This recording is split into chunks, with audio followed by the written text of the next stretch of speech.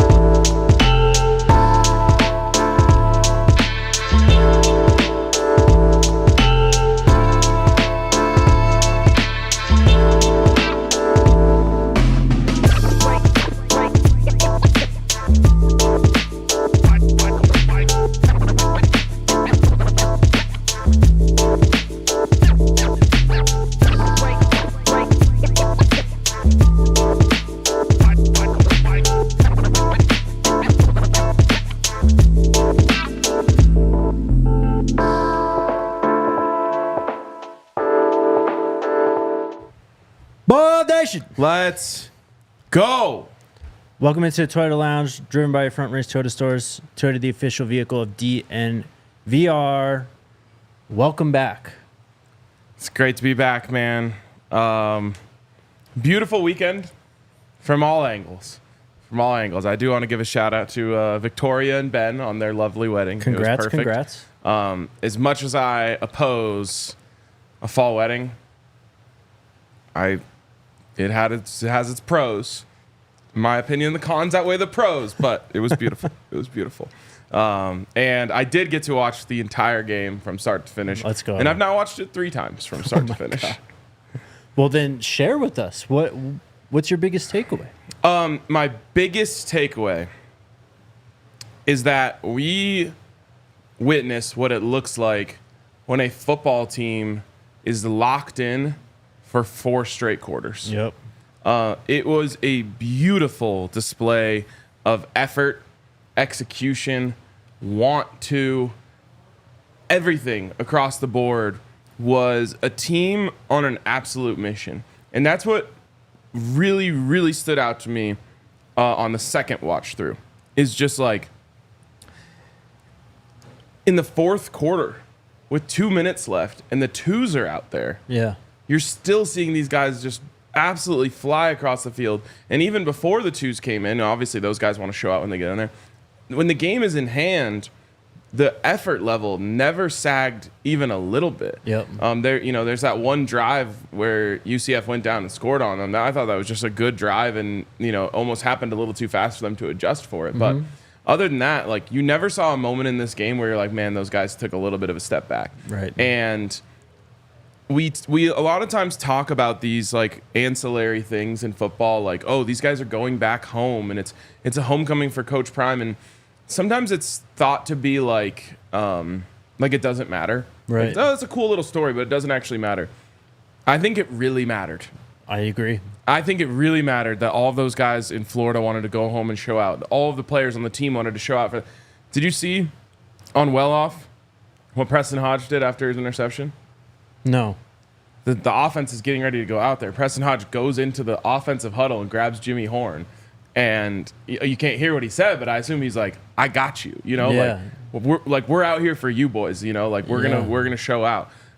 So it was just, to me, I think a moment for this team to realize everything that their coaches have been preaching to them, and for it all to really click of like, you lock in, you do your job for 60 minutes. Yep. This team is a force to be reckoned with.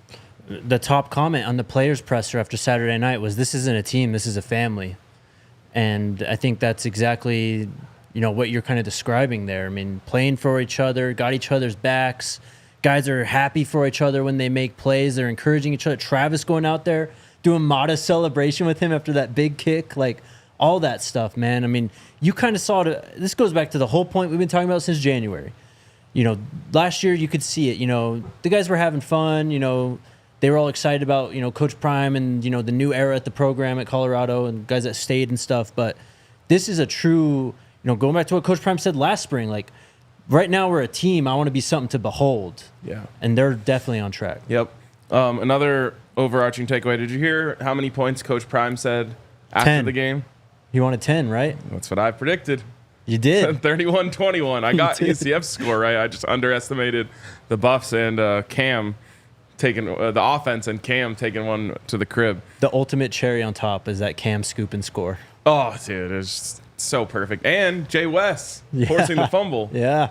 I thought he played really well, especially for his first, consistent action. Yep. I'll just start going through. Sure. Should I just go through my list yeah, here? please do. I think we'll look back on that Preston Hodge interception as the play of the year. Not for degree of difficulty or anything like that, but for the situation and what it did to that football game. And I think what that then, in a larger part, what that football game did for this team. I said it on the short stint I did on the post-game show. Although when I listened back, unfortunately, my connection kind of sucked. Sorry about that. We could make out what you were saying, though, I think. The game started like so many we've seen. I mean, you've only been here a couple of years. You've seen plenty of them already. For those of us who have been here for a long time, we've seen about, 500 games that started like that. It honestly reminded me of us sitting downstairs watching the Minnesota game. That was strip sack on the first play of the game. Yep. This was 2 plays backwards and an interception. And it was just like, oh, no. I mean, I'm pretty confident that the team wasn't feeling like that. But I know Buffs fans it was far and wide yes. were feeling that way. Yes. So then, they almost get off the field. They get a 4th and 1 converted on them, and they had them in the backfield. And again, it's still just like, this thing might this could snowball. Right. And Preston makes that play. Not a good throw or decision by KJ Jefferson, but we'll take it. And he was in perfect coverage. He reacted perfectly to an out-breaking route when I think he was lined up inside leverage. Yeah. Undercut it. So perfect. And then it's almost like the game just restarted. That's exactly what Shador said in the press conference after. And that's what Pat Shurmur was yelling. He said, we have a brand new game. There's just 9 minutes left this time. Yeah. And nothing that happened in the rest of the game looked anything like what happened in those first 6 minutes. Yep. All of a sudden, it was just like, new game. We're actually just going to dominate this one. Yeah. And it's a beautiful thing. So I think we'll look back. Honestly, I've made the comparison to Akella Witherspoon's interception against Oregon. Yep. That was at the end of the game to seal it. Right. But first road conference game that year. Very, very similar looking play, at least as to where it ended, and undercutting it. That one was a end zone How he fade. fell too. Yes, even the way he falls, all of it looks a lot. And that one was a turning point of that season, where it was just like, we can beat Oregon. Right. And that ended up being a down year for Oregon, but that didn't matter to their minds. That team who had been through a lot said, we can beat Oregon. And it unlocked, a whole new level for them.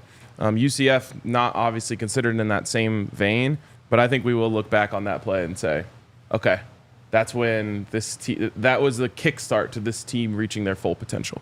Dave's comment right there. I mean, that drive, UCF gets the ball on the 29-yard line after the interception, and you could immediately, the defense was locked in, man. They made it hell for them to even get down to the 3-4 yard line wherever that ball was thrown on that 3rd and goal. UCF wasn't scoring more than 3 points on that drive either way, and then Preston gets the pick, and it just completely resets the game, resets the team, as you said. Yeah, massive play. CU's first 4 offensive plays went for 0 or less yards. Yeah. You know what the 5th was? Will Shepard? No, give the ball to Travis Hunter. Maybe don't wait till the 5th play of the game to get the ball to Travis Hunter. But I just noticed that on the second rewatch, okay. You're in a little bit of a rut, get the ball to Travis. He just goes and sits in between the zone, gets it, converts a first down, and it's just off to the races. Yep. I think that I've mentioned this quite a few times, but Shador's opposite field throws are one of the toughest things for a defense to account for. Yeah. In the NFL, you hear a lot about, especially in scouting, where he makes them defend the whole field. Right. College secondaries just aren't used to that. They are so used to being able to if you're on the open side of the field, you're going to be able to just gravitate towards the middle as the play starts. And you just can't do that. And you're almost like taking a play off when you're over there because you're just like, okay, well, it's not coming here. But Baylor used to do that all the time when they were in their like heyday. They'd put a receiver way out there and they just kind of jog, like take a play off, basically. Shedeur will throw a comeback route to that side. Yeah. That's like for most quarterbacks, like a cardinal sin. Right. Do not throw an outbreaking or stop route all the way across the field because you got to throw it like 50 yards from where you are. He has no problem doing it, and I think it just widens the defense out a lot. Yep. I felt like we finally got to see the potential of this team's speed in this game. And it wasn't all just like running straight 9-route type stuff. It's just like Jimmy Horn gets the ball. He has to kind of jump for it 2 yards from the line of scrimmage. And there's 2 guys between him and the first down, and he just runs around them. Yeah. That's the speed on that play from Jimmy was eye-opening. Yes. I was with someone who was like not too familiar with the Buffs, and he was just like, "Oh my God, that guy is fast." It was like, yeah, he is that fast. Yeah. Another one though was LeJounte when he got the ball in the open field in the middle of the field, and he just like weaves through everyone. Yeah. Honestly, looked like a punt return once he had the ball in his hands. He's just weaving. And then even Dallin Hayden, when he broke through, I was really impressed with his top speed. And then of course Augustov too. He was so impressive. Really impressive. Like, let's get him the ball more impressive. Yeah, I mean, those first 2 carries were 21 and 19 yards. After that, he was leading rusher. Right, well, and he had that play against CSU where he ran over Jack Howell? I think so, yeah. And, like, that was just a one-off thing. Well, he did it in this game, too. He runs kind of high, but then when contact's about to come, he gets real low and runs people over. Yep. It is a beautiful thing to be able to convert 3rd and short with a run play. Changes everything, bro. It truly changes everything. And on the first touchdown drive, they convert 2 3rd and shorts by running the ball. Yeah. And that just sets a whole different tone for that game. And I look back to the game we don't speak of. But in that game, they had so many and 1 and 2 situations, and the runs got stuffed. So then they started saying, okay, we'll just throw it. And Stanford just said, okay, we're going to have blitz heavy and press. And, Shedeur ended up running backwards. Like, if you're able to just push people around and push forward, and the same thing is true at the goal line. Yeah. Micah gets another goal line touchdown, which, by the way, I think Will Shepard was robbed. I think he got that ball across the line before he was down. Will should have just kept running straight. Yeah, fair enough. But I think he should have had 2 touchdowns in that game. Yeah, he was really close. But again, you just get down there, first down, easy run in for a score, and that opens up the LeJounte touchdown later where they run the same action and he pulls it and flips it out to him. Yep. So just beautiful thing. Are you cool with me? Just is this working for you? Bro, yeah. All right. Travis's route on his touchdown. Yes. Is just an absolute thing of beauty. What you tweeted, how he just didn't get touched on that is crazy. Yes. So, they're playing that same kind of bail coverage on him the whole game where I think they're trying to bait Shedeur into thinking, oh, we're going to have him, one-on-one press here. Yeah, good luck with that. Travis, as he's bailing, runs right at that dude's back hip. Gets him to turn just a little bit thinking it is going to be a fade. And the second that he opens up just a little bit, Travis cuts in and he's gone. And then he catches the ball and makes them run into each other while they're trying to hit him. He's a sicko. He's a technician. I don't think people understand that about him. No, and he just keeps getting better. Yeah. I guess this is my first negative note. Wheel routes. Look, we've been talking about the use of man coverage a lot, and I think we all know Levante Bentley on the perimeter on a running back is it's not a good recipe to win. Yeah, and I talked about it before the week. I said that's their best pass play. Yep. And then, Coach Prime in his halftime press conference or press meeting said, we said before the play, first down is a shot play. Be ready for it here. And, we took our first step towards the running back. He's gone. Just something to keep an eye on, because teams will look at that and say, okay, this is an opportunity to take advantage of them here. Credit to Pat Shurmur. We were all over him after the Nebraska game, because I think he did have a bad game that day. And he had a great game in this one. And I felt like he really had an amazing... I thought all the coaches had an amazing feel for the game on Saturday. And, like, you know, it's kind of one of those things where I felt like everyone had a good game. That goes from Mata to Shador to Travis Hunter to Pat Shurmur to Rob Livingston to Coach Prime. It's just like everyone was just dialed. Yeah. But Shurmur specifically, I felt like was just pressing all the right buttons at all the right times. Definitely. Another thing that I mentioned briefly when I was on the post-game show, resilience. Absolutely. That was the theme of this win for me, is just how resilient these guys were.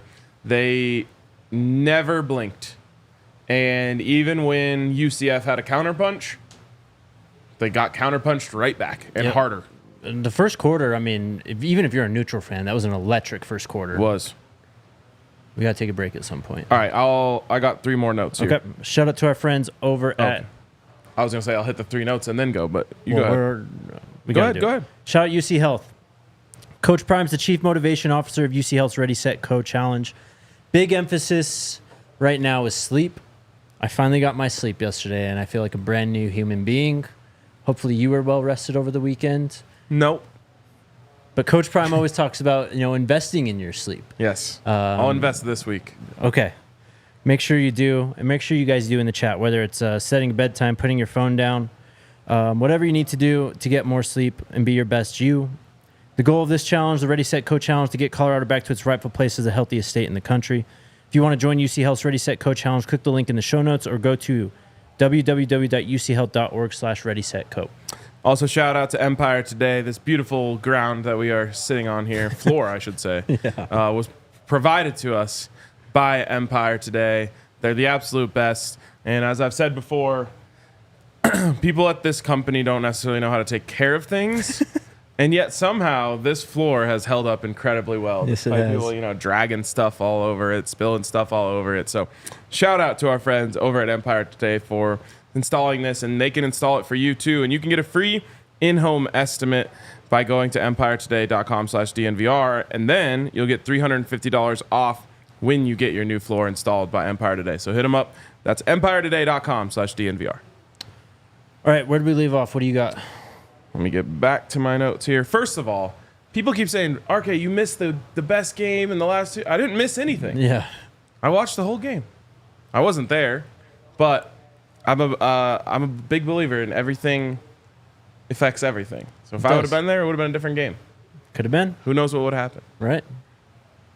Also, I didn't bet. I did. I know you did, but that's okay. All you did was confirm that it's just me who can't bet. Okay, fair enough. All right, last couple notes I have here. Coach Prime gets a lot of flack for his game management, time management, clock management, and yet he managed it perfectly at the end of the half. And you can see in off where he goes into the offensive huddle right before they run the play with 8 seconds left and says, hey, let's not take a shot. Let's just get a few yards, get out of bounds, and set up and give Mata a better chance at this. They get inside of Mata's career long by 1 yard, nails it. Right. I was totally expecting a Shador scramble, bomb to Travis in the end zone on that play. That's what I thought was going to happen. Yeah. And it was done perfectly. Yeah. Also, the move by Jimmy on that return, the little stop and lean back as the guy's arm goes flying by him, that was sick. The last thing I had here is the unis. Unis were fire, They bro. were sick. They were sick. And that brings me back to a point that I have made earlier, is we cannot have specialists be the first people that are seen in these unis. It ruins everything. This is on everyone else. I mean, the specialists for every team are always early out, so the first people on the field, but... Just post a picture of Travis in his uniform to Twitter in the locker room. That's that too, yes. 5 minutes before the specialists go out there. Right. Yeah, that's a good point. Because what happens is the uniforms come out on the specialists, which I love my specialists, but they just don't look nearly as cool in the uniform as anyone else. And everyone starts picking them apart. I posted a picture of that someone shared on Twitter of Cameron Hawkins coming out. Yeah. And everyone's like, what? This doesn't look right. And the stripe and this, that, and the other. And it's like Travis and Shador walk out. Everyone's like, oh my God, these are sick. Yeah, exactly. So they looked great. I love how we've had like a new element revealed every week. I think we're going to see something new for the next game as well. Hell yeah. All right. I think that's all I have for now. Awesome. Also, you can't drown a shark. You cannot drown a fucking shark. Yeah, shout out to Cam. Shout out to Mata, too. Did you see the video? No. The Publix video? Oh, yeah. That was great. Called the shot.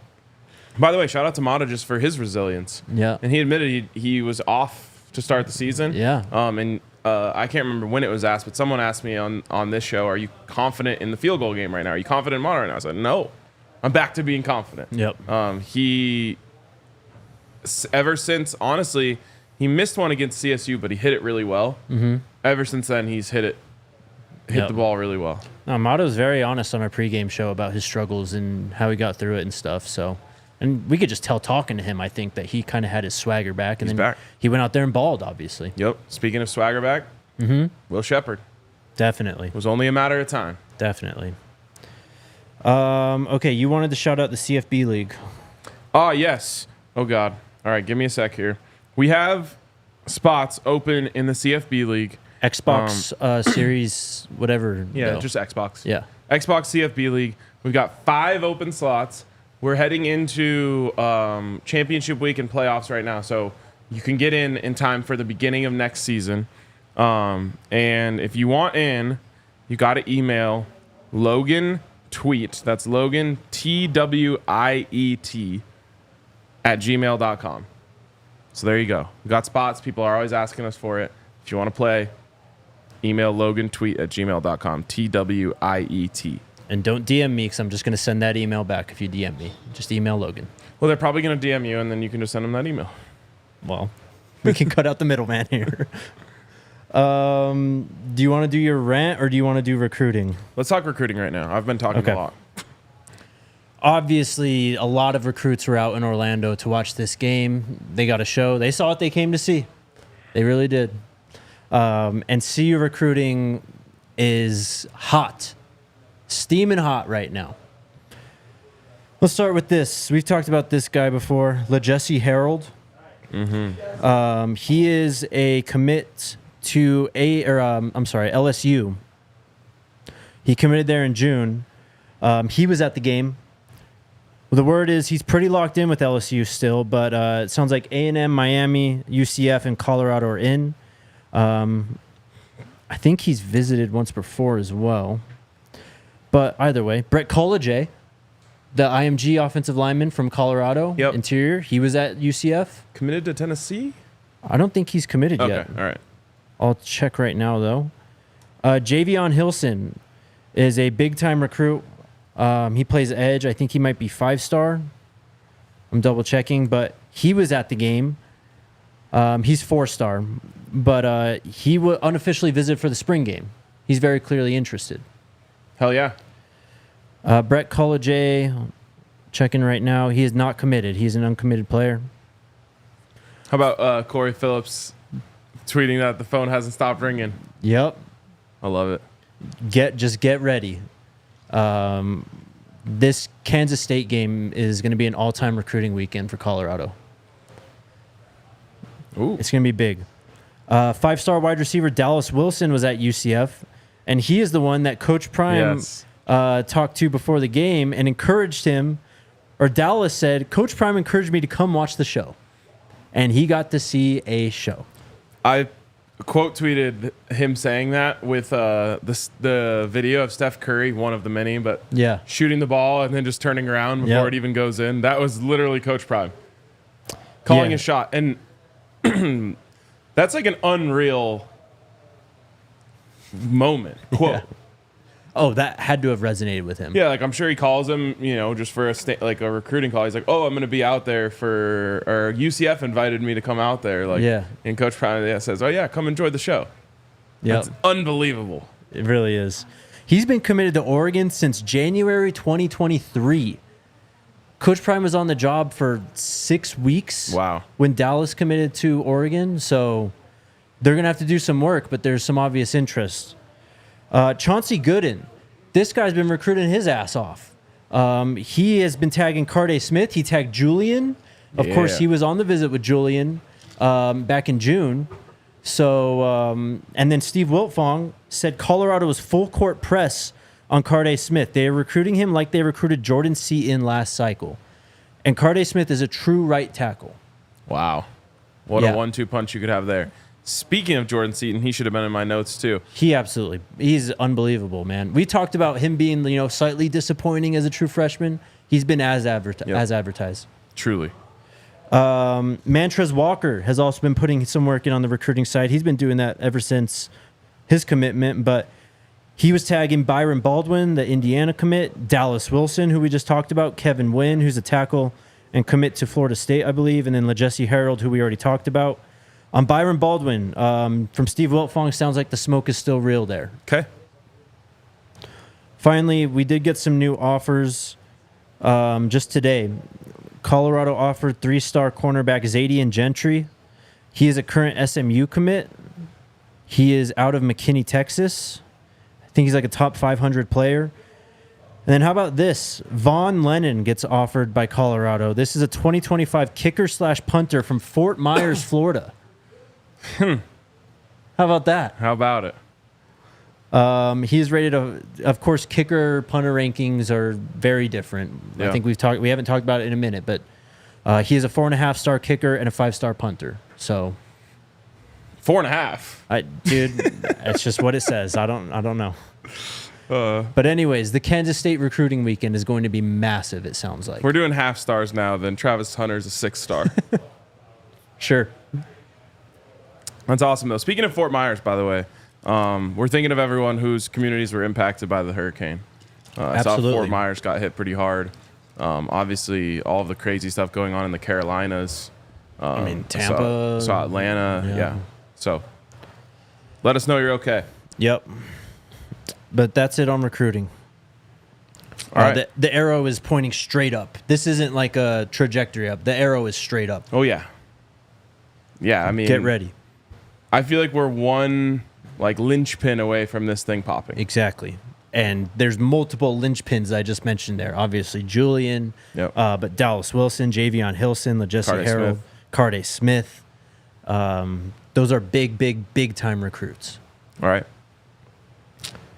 We have about 2 minutes. Did you want to do your rant? I'm not going to be able to do that in 2 minutes. Okay, then we'll just hit this real quick. The K-State game time is 8:15, 8:30? Either way. 15. It is late. I know the East Coast fans are not happy with this. Yeah. We're still in what I like to call a GVO zone. You know what that means? No.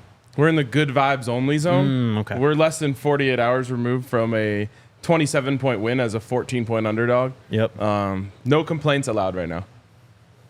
Well, you can complain tomorrow. I am totally fine with it, honestly. We got to do a post-game show after, so that means we're working till 1, 2 a.m. I don't care either. At the very least. Yeah. But I mean, it would be cooler if it was 1:30 for sure. Yeah.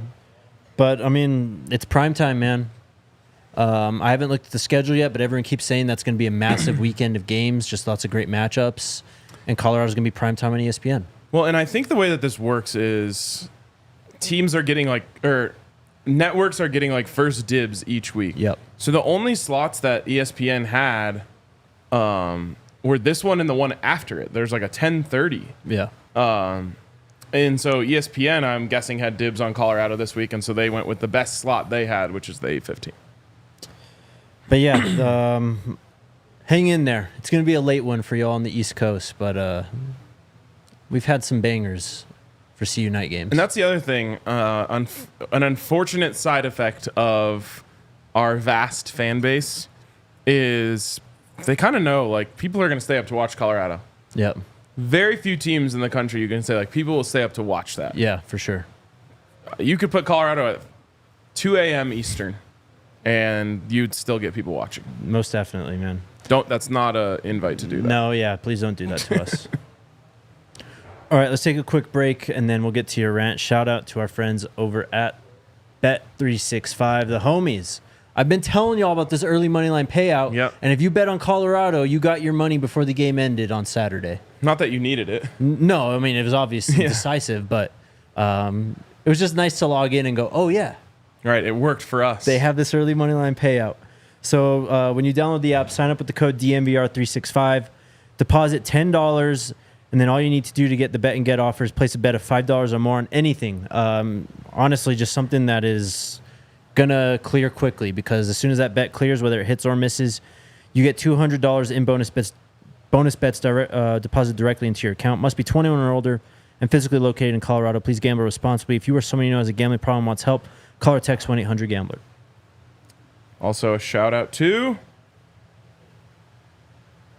I got it. Westera Credit Union. Yeah. If you like earning money by doing the things you're already doing with your checking account, visit westeracu.com/smartmoney for more details. They've got all sorts of amazing things going on right now, and they're Jake's only friends. They are. They're my first friends out here, but it's their 90th anniversary. They've been doing it for a long time, and they got a bunch of deals. I mean, their smart checking account can give you good returns on small balances. Even you can earn up to 6% annual percentage yield on your first $2,000.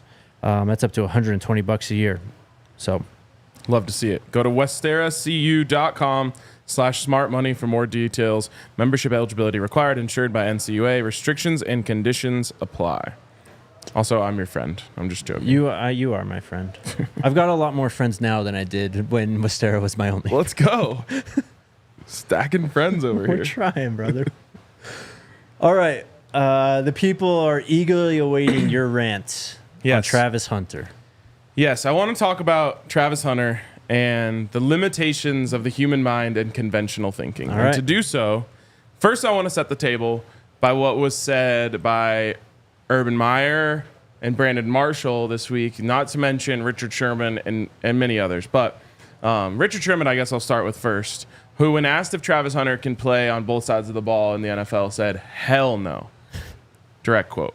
Maybe that will go on the shirt this week. Yep. That Travis Hunter warms up in, or he'll do that after he does it in his first game in the NFL.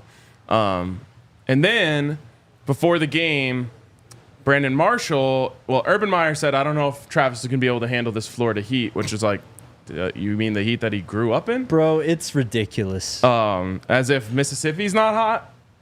As if TCU wasn't hot last year. Anyways, Brandon Marshall follows up with this personal story about how, when I played here, I had to get 6 IVs a game and this, that, and the other. And if it wasn't Florida, Travis can do all that. But here in Florida, he's not going to be able to do it. It's going to affect him greatly, is what he said. Travis Hunter went on to play 128 snaps. He had 9 catches for 80-something yards and a touchdown. Mm-hmm. He had 2 tackles. He had a pass defense. He had an interception. Yes, he did. The weather of Florida did not impact Travis Hunter whatsoever. No. And not only was he not ever, like, on the sideline getting oxygen or anything like that, he's just smiling the whole game.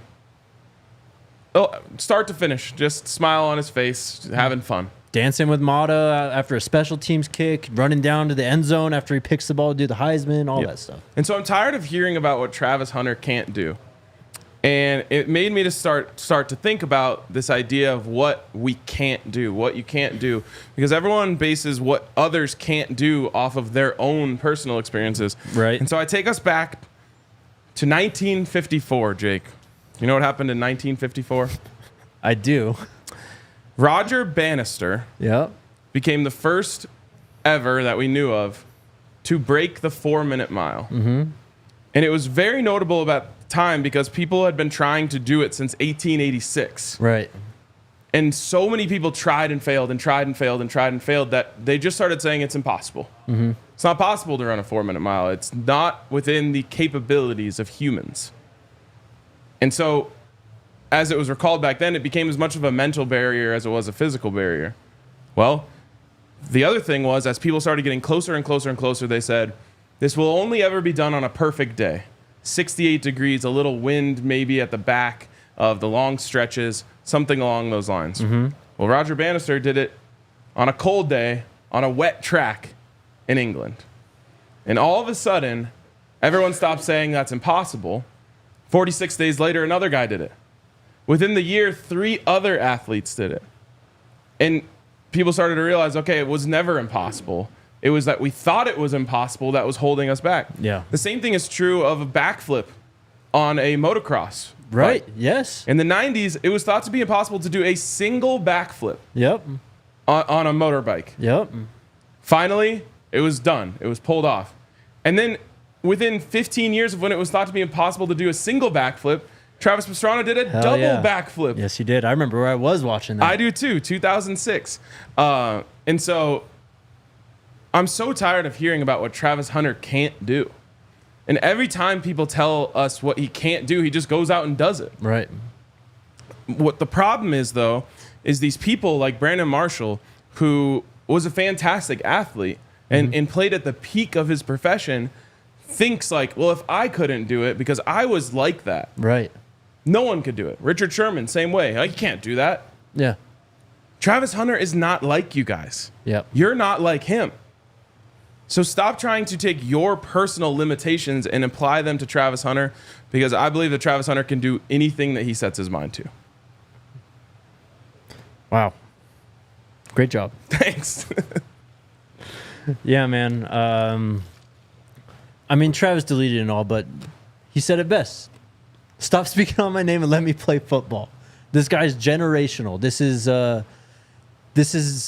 trailblazing. This is unprecedented. Like, let's not put limitations on it. Let's enjoy it, encourage him, and see what other incredible things he's capable of doing. Absolutely. I've never been more confident than I am right now that Travis Hunter can and will play both sides of the ball in the NFL. Oh, 100%. He's going, and I can't remember who was saying it. Coach Prime was saying it. He was saying it on Nightcap. And he's talking about, like, you know, if you put him at DB and then you're not making any explosive plays on offense, the crowd is going to start chanting, put Travis at wide receiver, basically. The fans are going to be on your ass if you're a head coach. Same thing on the other side of the ball. If he's locking down, or if he's, scoring at will on offense, but your defense can't stop a nosebleed and their wide receiver 1 is just going crazy, how do you not think about putting Travis on that guy? Bro, if you put Travis Hunter at cornerback and allow a team to just say we're not throwing over there and he doesn't get his hands on the ball for an entire game, you should be fired as a coach. Yep. That is coaching malpractice at any level. Yep. You don't... Because a lot of the people who say he's only going to play one side of the ball are saying he's going to play defense. Mm-hmm. You're just going to let potentially the most dynamic football player in the world be dictated by the other coaching staff how involved he gets to be in the game? Right. Hell no. Yep. I agree, man. Sticking with Travis. Updated Heisman odds. Depending on where you look, he's either... he's moved up, obviously. Yeah. At Bet365, he's plus 700. Holy smokes. That puts him in third. He was plus 1,500 last week. Yep. He's behind Cut it in half. Jalen Milroe and Cam Ward now. That's it. Okay. Cam Ward pushed to the brink. Yeah. I think they lost. Look, man. I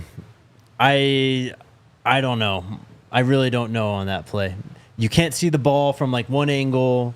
There's another angle like head on where you can see it, but you can't tell if someone's out of bounds. Like, and then I've seen some people saying, if there's a defender and they touch the ball, even while it's like the offensive player is inbounds in the end zone, and the defender touches the ball, that's automatically dead ball. It's out of bounds.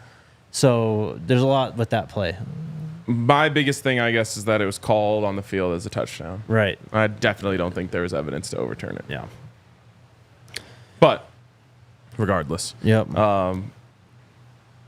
There are some players out there. By the way, Ashton Genty. This guy's he's possessed. Sick. Yeah. And what's interesting is he's not going to have to face any difficult competition because he plays in the Mountain West. Right. So he might just keep doing this. Yeah. Every game.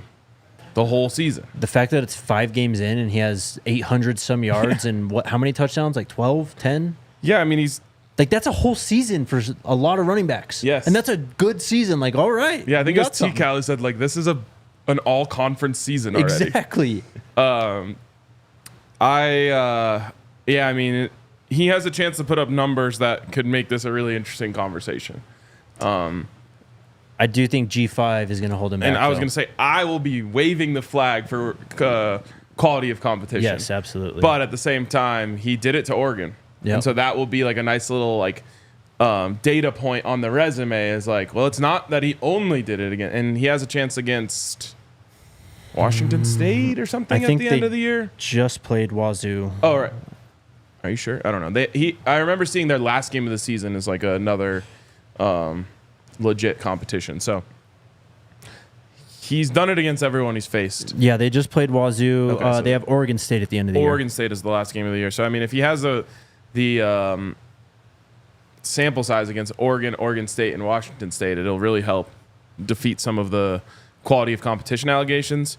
Regardless, I think that the conversation can and should and will come down to just like, all these guys are amazing. Yep. Only one does it on every play of the game. Yep. Twice as much as the other guys. Yeah.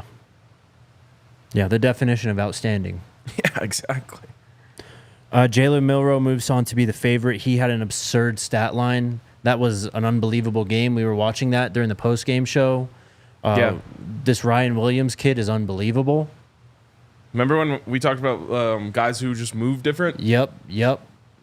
Welcome to the club, Ryan Williams. Yeah. At 17 years old, too. It's remarkable, honestly. Yeah. Did you see what his senior quote was last year in high school? His senior quote was, "I'm not even a real senior." What a dog. But yeah, that's who we really have to look for. Ashton Genty's at plus 1,000 on Bet365. There's a bunch of guys, or two guys tied at 1,400 and 1,600. That's Dylan Gabriel, Nico Iamaleava, Jackson Dart, and Quinn Ewers. Quinn Ewers probably done with his Heisman chances. Yeah, you can't win. Also, the fact that Arch came in and just like, he was the highest rated quarterback by PFF this week. Yeah. And that's another thing that I think should help Travis's case. Is like, no one else. You can't say that about anyone else. You can't say that someone else could come in and replace Travis Hunter and do what he's doing. Yeah. There's zero other people like him. Yep. And you could say that, like, you know, Milroe, obviously a very unique and special talent as well, but like, if Shedeur was the quarterback of Alabama, they would still be undefeated. Bro, if he's the quarterback for Texas, Georgia, Alabama, Michigan, they are national title favorites by a mile. Yeah, right now. exactly. So, as much as I also think Shedeur deserves to be in this conversation, I think he's getting kind of snubbed out of it. Absolutely. He's only plus 3,300. There's no conversation of you could replace Travis with this person and that similar things could happen. I mean, he just had a casual 28 of 35. That's 80% completion, 290 yards and 3 touchdowns. And he's starting to take off more. 5 attempts for 15 yards. Yep. But that's without that's taking away his sacks. Yep, of course. And then he had the 1 interception too. But, I mean, to bounce back from that interception and basically it'd be higher than 80% completion at that point. Yeah. I mean, this guy's crazy. He really is. He deserves to be in this conversation for sure. But this conversation should end with Travis. It should start and end with Travis Hunter. Colorado's coaching staff earned a few awards from 247 Sports. Coach Prime named the Big 12 co-head coach of the week alongside Arizona's Brett Brennan. Let's go. Robert Livingston named 247 Sports Big 12 defensive coordinator of the week. He's a stud. He is a stud. Yep. And these guys love him. Yeah, they do, man. It's such a beautiful thing to have a team that plays for a coach like that. And obviously they play really hard for Coach Prime too, but you can tell that the change in voice in the defensive room this year has really ignited those guys in a different way. Yep. And like, I mean, I'm not trying to mean this as a dig to Charles Kelly, but just a more relatable voice too. Like, he's a younger guy. Like, I think it's just easier for the players to get along with him, just, kind of level with him on multiple things, not just football. So he really feels like, I don't know, it's more than football, obviously, but he's improving everything about these players, their draft stock, how they approach the game, all this stuff. Yep.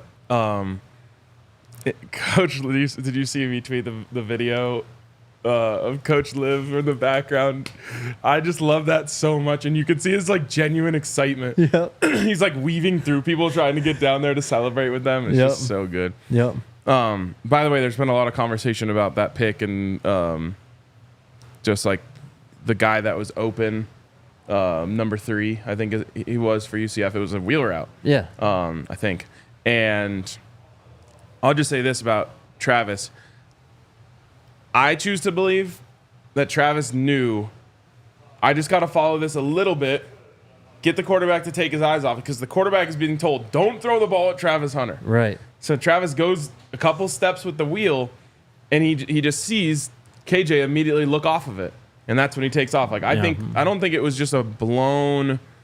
I think it was cover 2, though, too. Travis is in the flat on that play. Well, right, but I just don't think it was this blown read on KJ as much as it was like Travis kind of baiting him into throwing that. Travis covered 3 guys on that play. KJ had no idea where Travis was going to be. He's like, I'll just go the safe route. Yeah, exactly. Also, hasn't been mentioned, I don't think, in the conversation, there's pressure on him. He's throwing that ball like getting hit side on. Yeah. No, yeah, he like kind of evades one guy, and then there's another guy right there, and he's just like, oh, I got this check down here. I'm going to just throw it that way.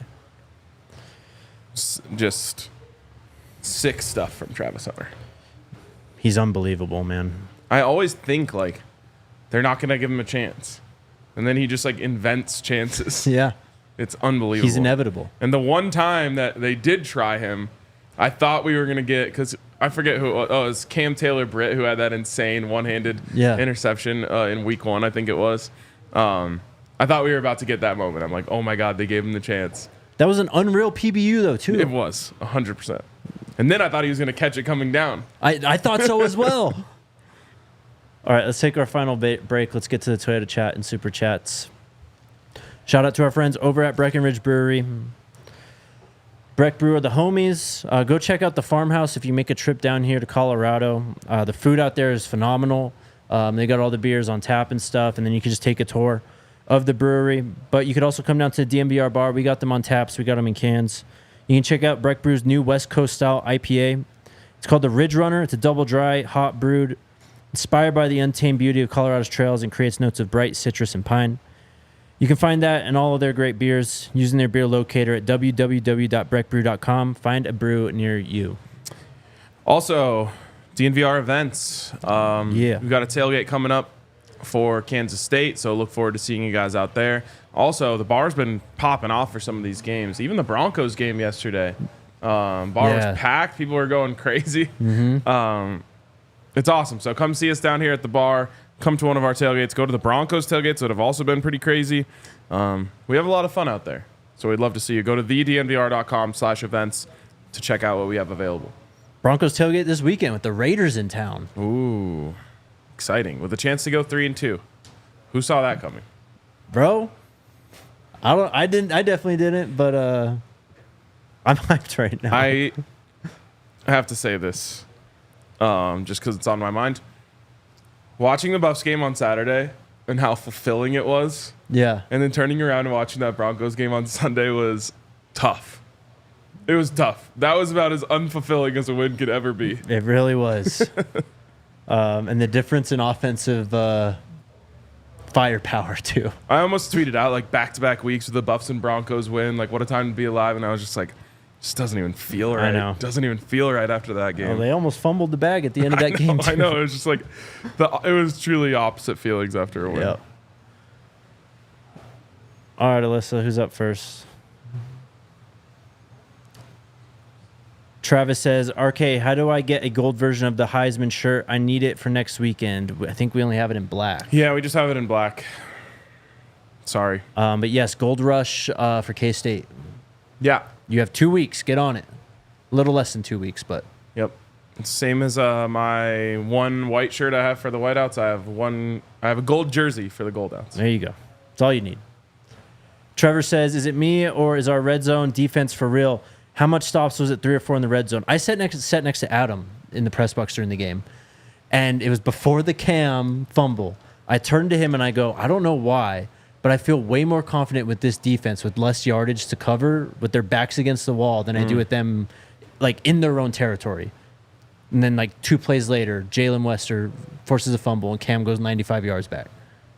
Yeah, they're just tough. And because they play a lot of man coverage, open space can be your enemy in man coverage. Exactly, yeah. So the less open space you have, the easier it is for them to do their jobs. And just the athletes they have, like the speed on the defense is real too. That stood out to me in the game. The pursuit by this defense. I mean, backside, guys chasing down tackles. Cam chasing that guy down who had like the Omari Miller type play where he was hit, wasn't down, and then takes off. Should have probably scored. Yep. But Cam chases it. Cam had another one where he like clips some. I think it's Kobe Hudson's foot from behind, saved a touchdown there. Yep. That reminded me, talking about the pursuit to the ball. One, this team hits, man. Yeah, they do. They make you feel it when you're playing against them. And then 2, I forget who it was in the halftime show, but he's like, it's almost like CU's trying to out physical this team, which no one would have thought is possible. It's like, oh, it is. It absolutely This team is physical, dude. Yes, they are, man. Wake up. Eric says, after UCF domination over under 5 flips for Colorado, do you see Juju being one? By the way, Carday Smith is coming to Colorado for Cincy or Kansas State. Oh, yeah, I think Carday Smith announced that he was coming for Cincy or something. Someone tagged, I didn't watch it, but someone tagged me in a video on Twitter. I obviously haven't been on the last hour or so. I can tell you that Carday Smith is on with Dukes on the 5-star flex, though. Maybe that's where he said it. I don't know. I'd probably say over, though, honestly. That's over. Their big goal is to try and flip some of the best players in the country. Like I said, we're going from Portal U to Flip U. Yep. What's up, Ivan? Thoughts on Travis Hunter coming out in the Bland t-shirt and absolutely balling out and hitting the Heisman pose? I have no thoughts other than he is him. Absolutely. I also think it's funny that Richard Sherman called him and apologized, and he said bland, not bland, and all of that aside, Travis is like, yeah, but I'm still wearing this shirt. Yep, I love it.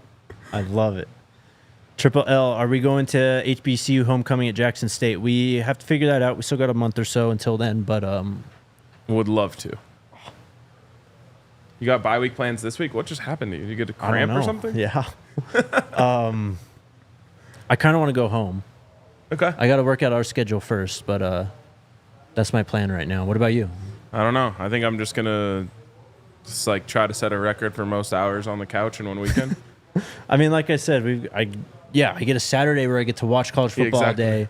We have a Broncos tailgate, but it's my mama's birthday too this weekend. So happy birthday in advance. Yeah. Jared, who's the kicker for kickoffs? That was everyone's favorite kicker on the team, Stoyanovich. Yes. I thought he did pretty well for his first time out there as a true freshman. His first 2 were through the end zone, I think. I think so, yeah. UCF was playing the kickoffs really weird. I know. I was kind of surprised they didn't return more. Maybe they just don't trust their blocking up front on those. But it was like the kick was like just getting in the air, and the guy's already wheeling for a fair catch. It's like they're not even trying to return it. Yeah, I mean, that's kind of what I mean is I think maybe their coaches were just like, we're not going to return these if we can't get them past the 25. And right. I think the first time they did try to return it and they didn't get past it, or the first return that they attempted. What's up, Laura? Sorry if this is a duplicate question. K-State, I thought we might get game day for that. Is it too late of a kickoff for that? They're not going to announce that till, I think, after this weekend's games. To answer your question, no. I mean, last year, CSU, game day, 8:30 kickoff. Yep. Even later kickoff. Yep, that is true. It was rough, though, being up for game day and then staying up all day for the late kick. That was basically me on Friday. Really? Yeah. Oh, because you had the early flight. Yeah. To Super Chats, Baron with the $50. Thank you, man. Says ticket for CU versus Oklahoma State done. K-State, Arizona, Utah. Are the big 3 wins needed for a chance at the chip? RK, Jake, Uncle Alyssa, I'm finally sending those gifts. Hint, perfect timing. Let's go. Appreciate you, Baron. Thanks, man. By the way, Arizona beating Utah this week is a very interesting development for the league. The race to the finish in this league is going to be insane. Yes, it is. Because I don't personally think Arizona is good enough to like run the table in the league or anything like that. So they're eventually going to have a win, but they'll have the tiebreaker over or a loss. They'll have the tiebreaker over Utah. Yep. Like, it's going to get real messy in the best way in the Big 12 at the end of the season. Just win. Oh, yeah. Just win. Cleaner Greens, Lawns, and Landscape says, forget TB12. It's the era of TH12. Yes, sir. Nice. What's up, Tim? Jake and DNVR, thanks for being the middleman and lining me up with the donated tickets from Matthew Craven. Hell yeah, man. The weather kept us from meeting the gang, but we really appreciate the opportunity. I got you, bro. Shout out to Matthew for giving up those tickets, too. Hope you enjoyed the game. That weather was crazy. Like, it seemed perfect in the morning when I was watching Big Noon kickoff. Yeah. And then you're like, it's downpouring right now. And oh, it was wild. I mean, like you said, morning it was great. Like, it was sunny. It was nice. Obviously, it was Florida. It was humid. It was a little hot. But on our way to the game, even at like the tailgate / meetup, it was like, okay, this is getting cloudier, but it's nice. Then RG and I are walking into the stadium, and it's just like, I got to get up to the press box ASAP. Oh, no. And by the way, I'm sitting there like calculating the time I have before the wedding starts. Yep. And so I'm like, I cannot afford a delay. Yeah. And then the delay comes down. And so I'm at this bar with everyone. By like the third quarter, most of my friends are like, I have to go get ready. I'm like, I'm pushing it as long as I can. So I go all the way to the Cam scoop and score. And I'm like, okay, I'm good to leave now. So I run from the bar to the hotel, which is only like 200 yards. Yeah. And I get back to the hotel, and everyone's like in their suits and everything ready in the lobby to like go out. And there's a TV on, and like it was showing like some other game. I'm like, why isn't the game on in here? And everyone's like, Ryan, go get ready. I'm like, no, I have 10 minutes. We're fine. Your priorities were in order. So then I watched the last 10 minutes on my phone while I was getting ready. Let's go, man. I'm glad you got to watch the whole thing. The reaction on everyone's face when I was like, why isn't the game on in here? They're like, that is not the problem. The problem is that we're all ready and you aren't. On brand. New Harper says, will you gentlemen please highlight the importance of 11 personnel on CU last weekend and going forward? Yeah, so I don't remember his name, but the UCF DC had I think it was today actually, a presser.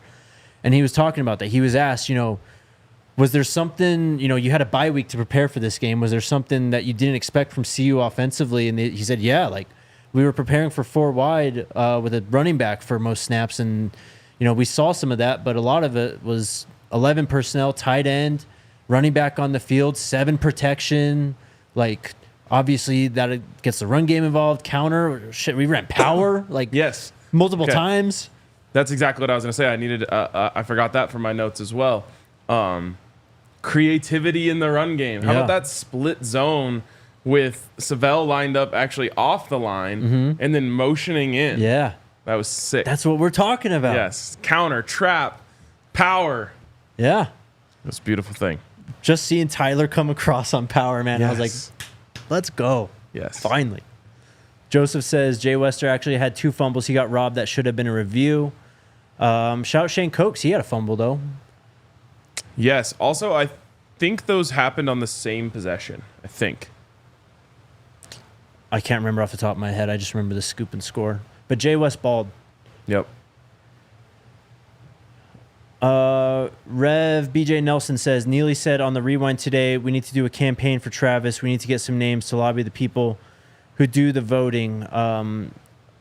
We've talked about this last week. There's like 800 people that vote on the Heisman. And a lot of them aren't necessarily media types too. So what are they? I don't know. Politicians? It's a mystery. I don't think no one knows the whole list of Heisman voters. Okay. We'll have to. This is not a thing I've ever had to look into before. So, but yes, we are trying to get the Heisman campaign going. Thank you for the super chat, East Coast Kev, our guy.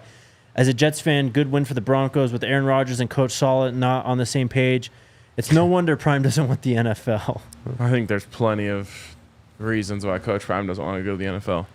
Can I just say this? The NFL is so boring compared to college football. Someone commented that, and I thought it was in there, but someone said, like, isn't it hard to watch the NFL after like a day of college football like that? It actually is. Yes. Like, I'm still dialed in for Monday Night Football and Thursday Night Football when I don't have other options. Yeah.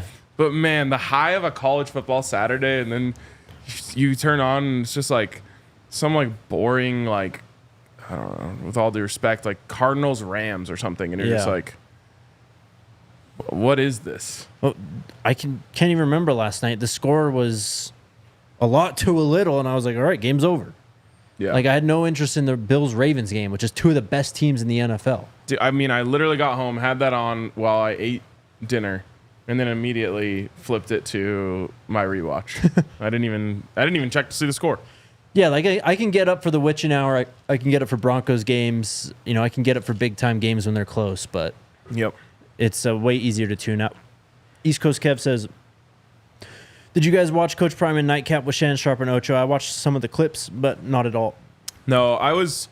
Coach Prime was cooking, though. Yeah, I saw some of the clips, too, but I was far too excited to rewatch the game last night. I literally... And also, the reason why I've watched it 3 times now is because last night I just wanted to rewatch it, like, not as a job. I was like, I'm just watching this like it's a movie. Hell yeah. And then this morning I got up and watched it and took notes. Awesome.